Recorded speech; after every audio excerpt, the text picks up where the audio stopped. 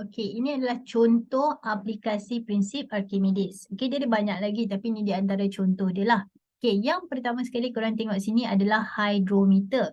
So, hydrometer ni apa? Hydrometer ni adalah satu alat yang digunakan untuk ukur ketumpatan. Okey, ketumpatan cecair. So, kalau tengok dekat sini kan dia ada garis-garis ni kan. So, garis ni nanti dia akan bagi kita satu nilai ataupun bacaan untuk bagi tahu ketumpatan cecair tu. Okey, so apa yang berlaku adalah contohlah katakanlah kita ada dua kat sini kan. Okey, kita ada dua cecair yang berbeza lah ni. Okey, cecair yang berbeza. So bila kita letak hydrometer, okey katakanlah cikgu letak satu hydrometer kat sini, satu hydrometer. Okey. So hydrometer ni bila kita letak dekat sini, contoh nampak kat sini dan yang dekat sini. Okey, kalau kita tengok dekat sini kita tahu bahawa cecair ni A ni B, cecair A lebih tumpat daripada cecair B. Okey, macam contoh korang dekat air laut dengan air sungai. Okey, dekat air laut dengan air sungai, kita tahu bahawa laut, okey, ketumpatan laut lebih besar daripada ketumpatan sungai. Density of sea water is higher than the river water. Jadi apa yang berlaku adalah kita akan lebih terapun di laut berbanding di sungai.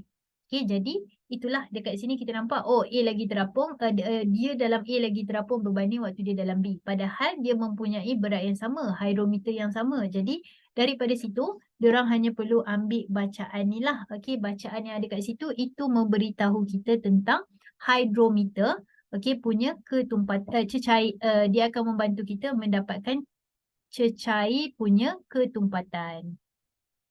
Okey, so jom kita tengok yang kedua. Yang kedua adalah kapal selam. Okey, kapal selam ni dia selalulah soalan dia masuk exam untuk modifikasi. Jadi tengoklah. Okey, jadi apa yang berlaku adalah kapal selam kalau kita fikirkan dia boleh naik, dia boleh turun. Okey, maksudnya dia boleh dive dan dia boleh float ke atas. Okey, so untuk buat benda tu dia kena buat sesuatu lah pasal dia punya berat. So apa yang berlaku adalah kalau kita tengok kat sini bila kita nak dia tenggelam, okey, dia akan sedut air ke dalam tu. Maksudnya kalau korang tengok kan, nampak tak kat sini? Okey, ruangan tu adalah ruangan di mana air akan masuk. Okey, ataupun air akan keluar. Bergantunglah kita nak dia buat apa. Okey, kalau kita nak dia naik, kita mestilah nak dia ringan. So, bila dia ringan, maksudnya dia kena keluarkan air. Tapi kalau kita nak dia berat ke bawah, maksudnya dia kena masukkan air. Jadi, ruang tu kita panggil dia sebagai tangki balas. Okey, tangki balas. So, tangki balas adalah satu tangki di mana dia akan mengubah berat. Okey, dia akan change the weight of the submarine dengan cara sedut air dan keluarkan air. Okey, so apa yang berlaku adalah kalau kita sedut air ke dalam, maksudnya berat dia besar. So, bila berat dia lebih besar daripada daya apungan, dia akan memecut ke bawah. Okey, macam contoh berat dia lebih besar daripada daya apungan, dia akan memecut ke bawah. Tapi kalau daya apungan lebih besar daripada berat, dia akan memecut ke atas. Tapi kalau dia dalam kedalaman tetap ataupun dia terapung, pada waktu tu W sama dengan dia punya daya apungan. Okey, dalam keadaan seimbang. So itu adalah explanation secara ringkas tentang kapal selam.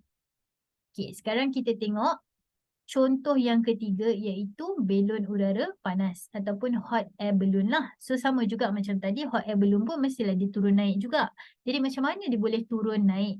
So apa yang berlaku adalah ini adalah dia punya structure. So kita tengok dekat atas ni ada benda kita panggil injap. Injap ni membenarkan udara keluar masuk kalau dia dibuka. Okay, first kita tengok naik ke atas. So, waktu nak naik ke atas, kalau korang pernah naik, kalau pernah lah, kalau tak pernah tak apa, tengok dalam TV, kita tahu bahawa bila dia nak naik atas, dia akan buka api. Kan orang kata terbakar, bukan kat situ, tu tempat orang. Okay, kat dalam ni lah api dia terbakar. So, kita tutup injap, lepas tu kita bakar. Bila bakar, udara panas. Okay, korang belajar dekat dalam chapter form 4 dulu, chapter 4, bila isi suhu bertambah, isi padu bertambah kan, dia mengembang. Jadi sekarang isi padu bertambah. So bila udara dipanaskan, isi padu bertambah. Jadi apa yang berlaku, mesti ni cikgu tulis kat sini. The volume of the hot air balloon increase. Okay, kita belajar buoyant force, formula dia adalah rho Vg. So bila volume dia bertambah, maksudnya buoyant force dia pun besar. So sekarang, okay, sekarang ni buoyant force yang ke atas lebih besar daripada weight yang ke bawah. Jadi, dia punya resultant force adalah upwards. Jadi, dia akan naik ke atas. Okay, konsep yang sama tapi kita pergi dekat bawah. Okay, bila kita nak turunkan dia ke bawah, kita kena kecilkan dia balik. Ingat, bila kita nak turunkan dia ke bawah, kita kena faham bahawa berat tu kena lebih besar daripada buoyant force sebab kita nak dia ke bawah. Jadi maksudnya kita kena pastikan berat lebih besar. Okay, berat kita tak boleh nak buat apa sebab dia adalah still the same hot air balloon. Jadi yang kita boleh tukar adalah buoyant force. Macam mana nak tukar?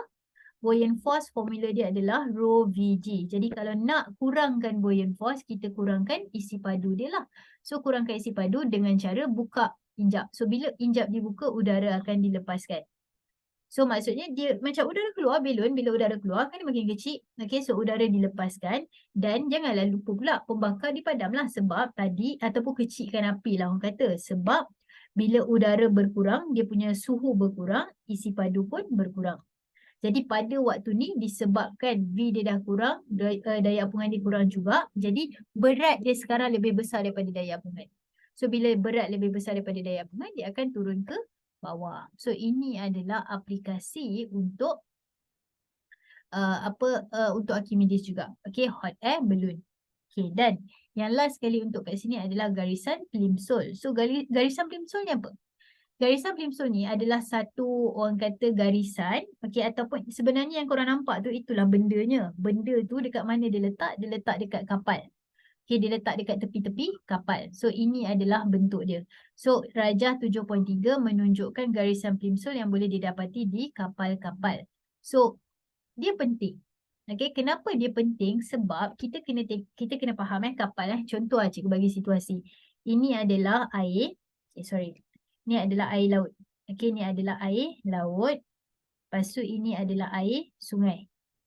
Katakanlah kapal yang sama. Okey, contoh katakanlah kita ada satu kapal macam ni. So sekarang dia dekat dalam laut. Okey, sekarang dia dekat dalam laut. Okey, dia ada dia punya berat lah. Okey, sekarang kapal yang sama, dia terapunglah dekat laut ni. Okey, apa yang berlaku adalah bila dia pergi dekat sungai, okay, macam kita lah bila masuk dekat sungai kita akan tenggelam kan. So, berat dia still sama. Dia still kapal yang sama. So, berat dia still sama. Okay, tapi dia akan tenggelam. Kenapa? Sebab dekat sungai ketumpatan dia lebih kecil. Okay, kalau tak percaya kita tengok rumus. Rho Vg. Okay, sekarang kita tengok cikgu rearrange tau. Rho adalah FB bahagi dengan VG. So, bila dekat laut, ketumpatan tinggi. So, bila ketumpatan tinggi, isi padu yang tenggelam adalah lebih kecil. Isi padu tenggelam tu adalah yang ni. So, isi padu tenggelam lebih kecil sebab tu dia lebih terapung. Tapi, bila kita bawa dia pergi sungai, ketumpatan air sungai, density of river water adalah smaller. So, bila smaller, isi padu yang tenggelam lebih besar. Sebab itulah nampak dekat sini dia lebih besar. Okey, jadi point dia dekat sini adalah masalah lah sebab bayangkan orang tu tengah isi barang dekat laut. Okey, lepas tu dia tengok macam oh masih terapung ni boleh masuk lagi barang banyak-banyak. So dia pun masuklah selagi boleh. Tiba-tiba bila dia pergi dekat sungai dah tenggelam. Okey, jadi kapal ni Plimsoll ni dia tolong bagi tahu kita garisan, okey, limit, okey, had mana kita boleh letak barang. Okay, jadi secara ringkaslah kan penjelasan dia dekat sini. So kita tahu kapal dia bukan dekat satu tempat je. So dia akan pergi dekat kawasan yang suhu pun lain, ketumpatan pun lain. Okay, kalau ketumpatan tu tinggi ataupun tempat yang sejuk. Okay, ni ingat tau, kalau tempat tu ketumpatan tinggi ataupun dia sejuk, isi padu dia adalah kecil. Okay, rho Vg dia, okay, dia punya V adalah kecil. Jadi bila yang tu bahagian kapal yang tenggelam tu lagi kecil lah. Okay, macam contoh laut tadi kan. Okay, laut. Okay, so ini adalah kita punya kapal. So, bahagian yang tenggelam had ni je. Okay, tapi bila dia pergi dekat kawasan yang ketumpatan dia lebih rendah atau panas. Okay, ataupun panas, isi padu yang disesalkan lebih besar. Maksudnya kapal sama, berat sama, daya apungan sama. Ingat tau, dia bukan tiba-tiba daya apungan dia berkurang. Tak, daya apungan dia sama. Tapi disebabkan kurang tumpat, dia akan lebih tenggelam. Okay, so macam ni lah dia lebih tenggelam. Jadi garisan plimsoll ni nak menentukan arah selamat bagi kapal untuk elak daripada terlebih muatan. Sebab dia excited sangat nak isi waktu dekat tempat ketepatan tinggi dan suhu rendah. Jadi bila tiba-tiba dekat kawasan yang ketepatan rendah dan suhu tinggi, tiba-tiba dia tenggelam. So kita nak elakkan terlebih muatan dan tenggelam. Okay, so itu adalah contoh-contoh aplikasi untuk Archimedes.